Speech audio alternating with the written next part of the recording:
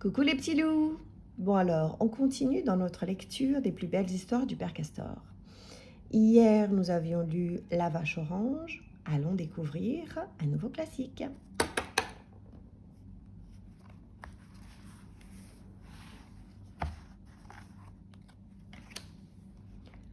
Alphonse Daudet, La chèvre de Monsieur Seguin. Illustration d'André Peck. Père Castor, Flammarion.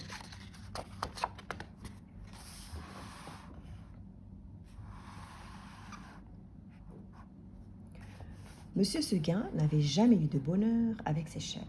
Il les perdait toutes de la même façon. Un beau matin, elles cassaient leurs cordes, s'en allaient dans la montagne, et là-haut, le loup les mangeait. Ni les caresses de leur maître, ni la peur du loup, rien ne les retenait. C'étaient, paraît-il, des chèvres indépendantes, voulant à tout prix le grand air et la liberté. Le brave monsieur Seguin, qui ne comprenait rien au caractère de ces bêtes, était consterné. Il disait « C'est fini, les chèvres s'ennuient chez moi, je n'en garderai pas une. » Cependant, il ne se découragea pas, et, après avoir perdu 6 chèvres de la même manière, il en acheta une 7e. Seulement, cette fois, il eut soin de la prendre toute jeune pour qu'elle s'habituât mieux à demeurer chez lui. Ah, qu'elle était jolie, la petite chèvre de monsieur Seguin.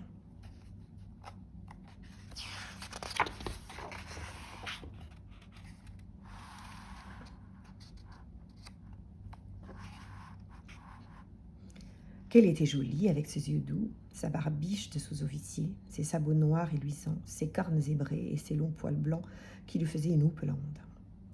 Et puis docile, caressante, se laissant traire sans bouger, sans mettre son pied dans l'écueil. Un amour de petite chèvre. Monsieur Seguin avait derrière sa maison un clos entouré d'aubépines. C'est là qu'il mit sa nouvelle pensionnaire. Il l'attacha à un pieu au plus bel endroit du pré, en ayant soin de lui laisser beaucoup de cordes, et de temps en temps, il venait voir si elle était bien. La chèvre se trouvait très heureuse et broutait l'herbe de si bon cœur que monsieur Seguin était ravi. « Enfin, pensait le pauvre homme, en voilà une qui ne s'ennuiera pas chez moi. » Monsieur Seguin se trompait. La chèvre s'ennuya. Un jour, elle se dit en regardant la montagne.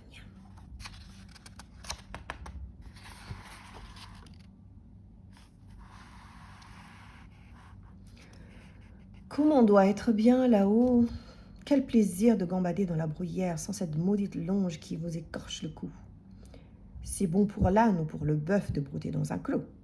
Les chèvres, il leur faut du large. À partir de ce moment, l'herbe du clos lui parut fade. L'ennui lui vint. Elle maigrit. Son lait se fit rare. C'était pitié de la voir tirer tout le jour sur sa longe, la tête tournée du côté de la montagne, la narine ouverte, en faisant « mais » tristement. Monsieur Seguin s'apercevait bien que sa chèvre avait quelque chose, mais il ne savait pas ce que c'était. Un matin, comme il achevait de la traire, la chèvre se retourna et lui dit dans son patois « Écoutez, monsieur Seguin, je me languis chez vous. Laissez-moi aller dans la montagne. » « Ah, mon Dieu, elle aussi !» cria monsieur Seguin stupéfait.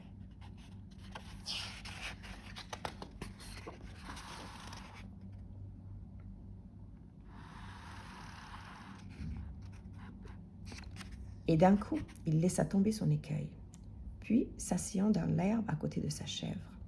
« Comment, Blanquette, tu veux me quitter ?» Et Blanquette répondit « Oui, monsieur Seguin. »« Est-ce que l'herbe te manque ici ?»« Oh non, monsieur Seguin. »« Tu es peut-être attaché de trop court, veux-tu que j'allonge la corde ?»« Ce n'est pas la peine, monsieur Seguin. »« Alors qu'est-ce qu'il te faut? Qu'est-ce que tu veux ?»« Je veux aller dans la montagne, monsieur Seguin. »« Mais, malheureuse, tu ne sais pas qu'il y a le loup dans la montagne? Que vas-tu faire quand il viendra? »« Je lui donnerai des coups de corne, monsieur Seguin. »« Le loup se moque bien de tes cornes. Il m'a mangé. »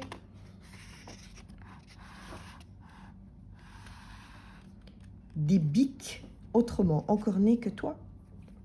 Tu sais bien, la pauvre vieille renaude qui était ici l'an dernier, une maîtresse chèvre, forte et méchante comme un bouc. Elle s'est battue avec le loup toute la nuit, puis le matin, le loup l'a mangée. Pécaire, pauvre renaude, ça ne fait rien, monsieur Seguin, laissez-moi aller dans la montagne. Bonté divine, dit monsieur Seguin, Mais qu'est-ce qu'on leur fait donc à ces chèvres? Encore une que le loup va manger.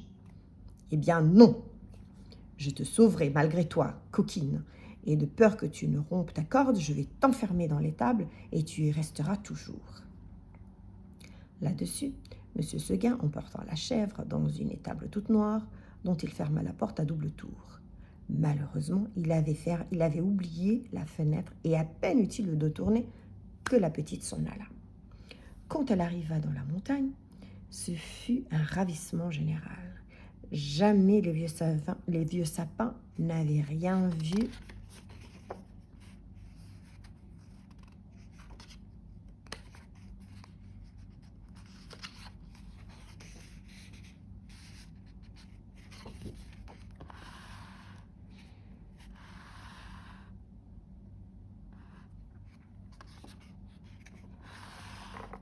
d'aussi joli. On la reçut comme une petite reine. Les châtaigniers se baissaient jusqu'à terre pour la caresser du bout de leurs branches. Les genêts d'or s'ouvraient sur son passage et sentaient bon tant qu'ils pouvaient. Toute la montagne lui fit fête. Plus de cordes, plus de pieux. Rien ne l'empêcha de gambader, de brouter à sa guise. C'est là qu'il y en avait de l'herbe. Jusque par-dessus les cornes. Et quelle herbe! Savoureuse, fine, dentelée, faite de 1000 plantes. C'était bien autre chose que le gazon du clos. Et les fleurs donc? De grandes campanules bleues, des digitales de pourpre à long calice, toute une forêt de fleurs sauvages débordant de sucs capiteux. La chèvre blanche, à moitié ivre, se vautrait là-dedans, les jambes en l'air, et roulait le long des talus, pêle-mêle avec les feuilles tombées et les châtaigniers. Puis, tout à coup, elle se redressait d'un bond sur ses pattes.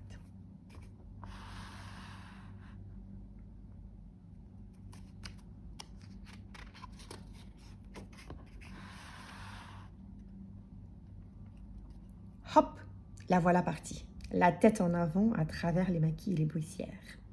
Tantôt sur un pic, tantôt au fond d'un raval. Là-haut, en bas, partout, on aurait dit qu'il y avait 10 chèvres de M. Seguin dans la montagne. C'est qu'elle n'avait peur de rien, la Blanquette. Elle franchissait d'un saut de grands torrents qui l'éclaboussaient au passage de poussière humide et d'écume. Alors, toute ruisselante, elle allait s'étendre sur quelques roches plates et se faisait sécher par le soleil. Une fois, s'avançant au bord d'un plateau, une fleur de kytis aux dents, elle aperçut en bas, tout en bas, dans la plaine, la maison de M. Seguin avec le clos derrière. Cela la fit rire aux larmes. « Que c'est petit, dit-elle. Comment ai-je pu tenir là-dedans ?» Pauvrette de voir si au perché, pauvrette de se voir si au perché, elle se croyait au moins aussi grande que le monde.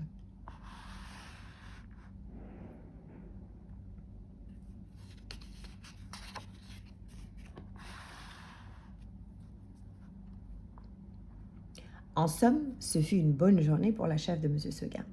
Vers le milieu du jour, en courant de droite et de gauche, elle tomba dans une trompe de chamois en train de croquer une lambrusque à belles dents.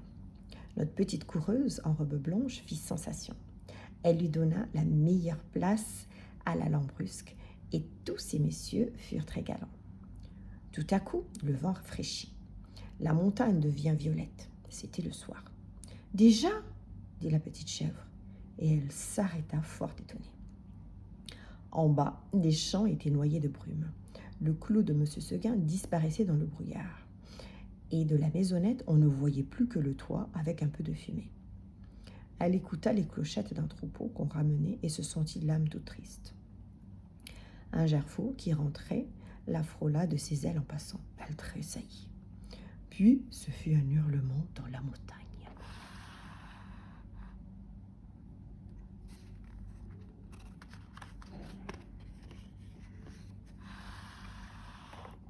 Ouh, ouh. Elle pensa au loup. De tout le jour, la folle n'y avait pas pensé. Au même moment, une trompe sonna bien loin dans la vallée. C'était ce bon M. Seguin qui tentait un dernier effort. Ouh, faisait le loup. Reviens, reviens, criait la trompe. Blanquette eut envie de revenir, mais se rappelant le pieu, la corde, la haie du clos, elle pensa que maintenant elle ne pourrait plus se faire à cette vie, qu'il fallait mieux rester. La trompe ne sonnait plus.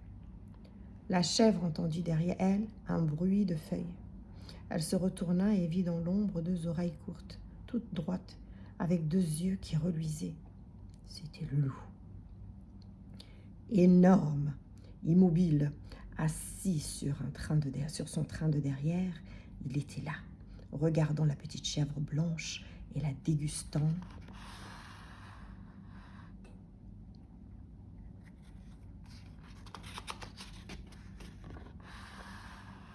Par avance.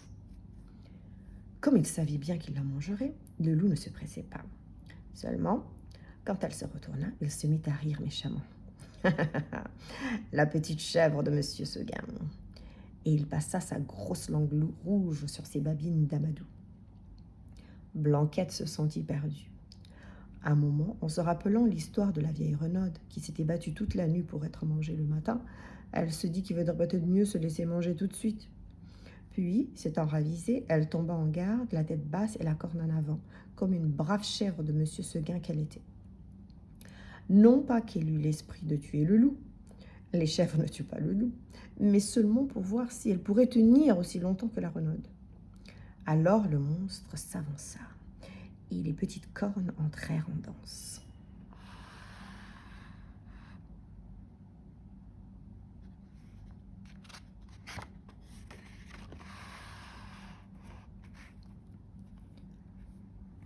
Ah, la brave chevrette! Comme elle y allait de bon cœur. Plus de 10 fois, elle força le loup à reculer pour reprendre haleine. Pendant ces trêves d'1 minute, la gourmande cueillait en hâte un brin de sa chère herbe. Puis elle retournait au combat, la bouche pleine.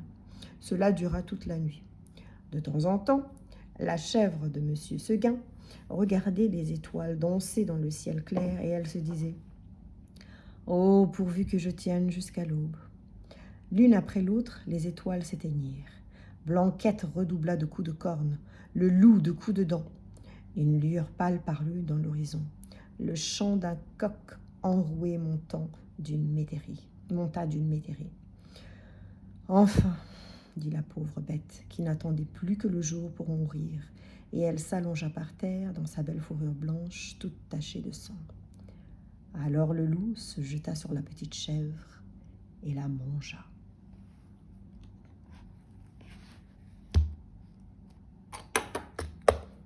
Voilà les amis, c'est fini pour aujourd'hui. J'espère que vous avez aimé cette petite histoire de la chèvre de Monsieur Seguin. Cliquez sur le bouton j'aime et n'oubliez pas de vous abonner. À bientôt pour de nouvelles aventures.